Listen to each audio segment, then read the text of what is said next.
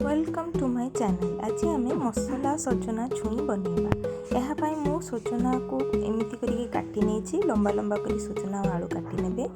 यापर कड़ाई रे तेल जीरा एवं गोटे सुखिला लंका दे पियाज भाजिबे। पियाज भजा हो सारा पर से आलू मिसेबे एवं आलू गुड़िक प्रथमे भाजी नेबे। आलू टिके भजा हो सारा पर एथिरे हळदी गुंड मिसेबे एवं अल्प टिके लुण मिसई भल भाव भाजी नेबे। एहा परे सजना छुई गुड़िक एथिरे देबे एवं ताकू मध्य भाजी नेबे।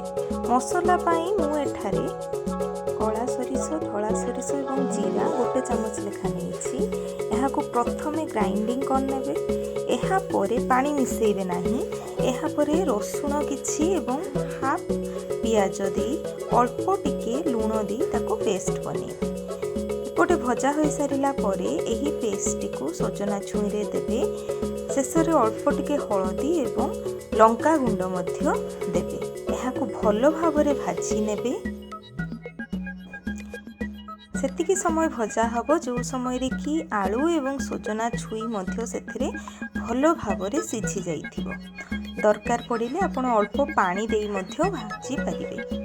देखंतु मु अल्प टिके धनिया पत्र एठारे देइछि।